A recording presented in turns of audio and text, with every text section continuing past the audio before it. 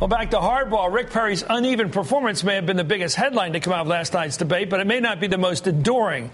For the third time in a row, Republican audiences out there made news. The audiences, and not the kind you want.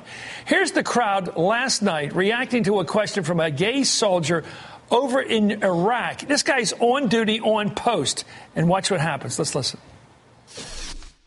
In 2010, when I was deployed to Iraq, I had to lie about who I was because I'm a gay soldier, and I didn't want to lose my job.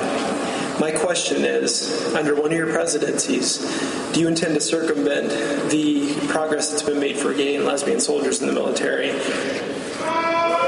Yeah, I would say any type of sexual activity has absolutely no place in the military. The military's job is to do one thing, and that is to defend our country.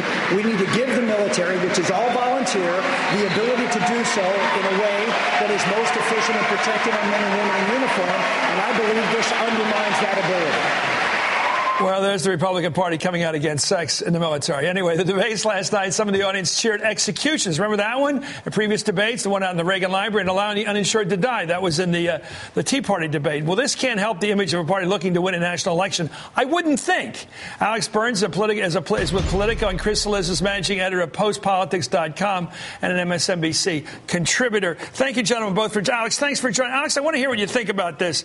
This sort of raw stuff coming out of Republican audiences, anti-gay, burn them, just right off the bat. Let's execute hundreds of people. Really anti-attitudes about people who don't have health insurance. Let them die on the gurney.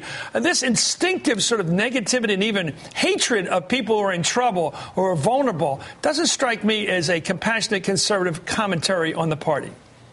Well, Chris, I think that you just sort of hit the nail right on the head with that term compassionate conservative. There's an opening here for one of the candidates on the stage to be the guy at the debate who says, you know what, let's just take the temperature down a couple degrees. Let's enforce criminal laws. Let's not cheer for executions. Let's get tough on health insurance. Let's not cheer for people who die because they don't have it. There's that space there for someone to sound like the compassionate guy, the guy with heart. No one has sort of stepped up into that role just yet. I would add, and Alex is right, but I would add the guy who looks presidential and sounds presidential, right? You're the president of the whole country.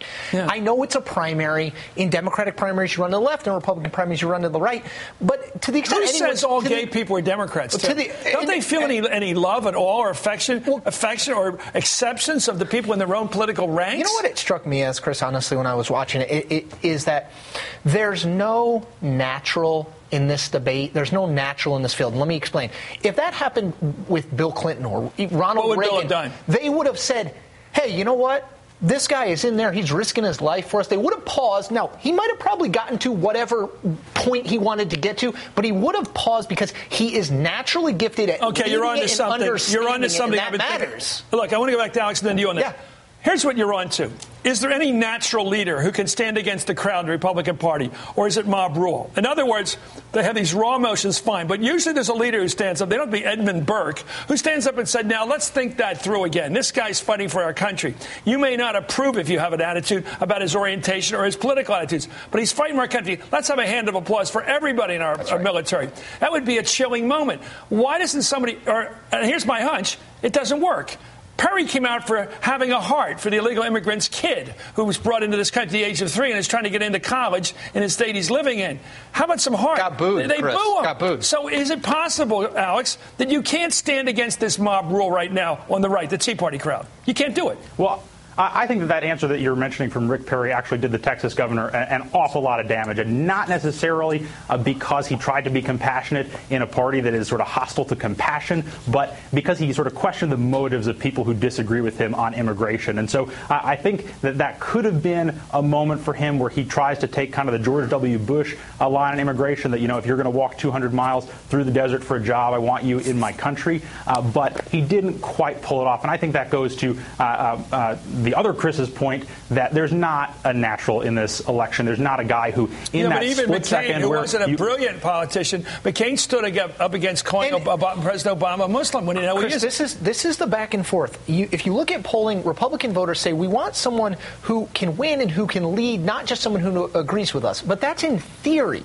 In practice, all of these guys, and I would say Romney is the least like this. Look, Romney, you heard Mitt Romney say Arnie Duncan did some good things. Praising anyone in the Obama administration is not good. So he's willing to go as close as you can go. And remember last night, provoked about did he think the Obama administration was a socialist? Yeah. He didn't answer. So he's not willing to get in the barrel and do what they want him to. Like, for example, he will not say he's a socialist. He will not say I, Mitt Romney, am a Tea Partier either. No. He's very careful not to ruin himself for the general. Here he is. Let's listen to Rick Perry, however, give him a chance, receiving a round of boost for defending his position on educational opportunities in Texas for those children, get this, of illegal immigrants.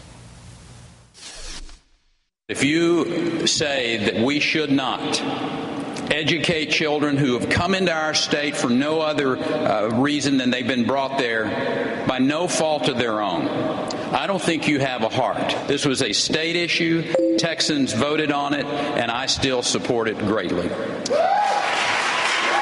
Senator Santorum. Now, you heard that, Alex, that it began as some whoops of success for him because there's obviously his supporters there. But then you hear that slow, delayed, mean roar of disapproval. Frank Luntz, who was doing their focus group afterwards, said that was the least popular thing said in that focus group the entire evening, talking about heart. He said the conservatives are offended when you suggest they don't have a heart. Well, I think for the first two-thirds of that answer, Rick Perry was onto something, talking about sort of being compassionate towards the children of undocumented immigrants. John McCain's answer was sort of the textbook answer on this, that, look, we can disagree around the policy, but we all have to recognize that these people we're talking about are all God's children. But that's not where Rick Perry went. He went and said that a position that most people in the Republican Party hold is heartless. Yeah, because, well, they did make a very good point. Now, I'll tell you, I understand completely why he's compassionate towards the children of people coming here. Look, compassionate towards anybody. Texas State in-state tuition saves you $22,000 a year, as I pointed out last night. Somebody's from Oklahoma, they don't get that. But somebody here from Mexico does get that. But yet you look at it another way. They're living in the state. They're a resident of the state. And he's looking out for them. Here's the deal, Chris, to Alex's point. This goes to that there's no natural in this debate. What do you do in a debate where you know the people you're talking to disagree with you? You start from a point. Natural is another word for leader. You start from a point of agreement, and then you go to where you disagree. You say, we can all agree on fill in the blank. You don't start with the, if you disagree with me, you're wrong. And that's Perry. Look, Romney's a good debater. That's what Clinton had in the Democratic Party. And Mike Huckabee. Look at imagine Mike Huckabee answering you got to write that a book on that. It's called Natural Authority. Nobody has a natural authority. Thank you. It's great having you on, Alex Burns. Please come back. Saliza, one of the young geniuses I do read often. Maybe not geniuses, but I'll take it. Smart.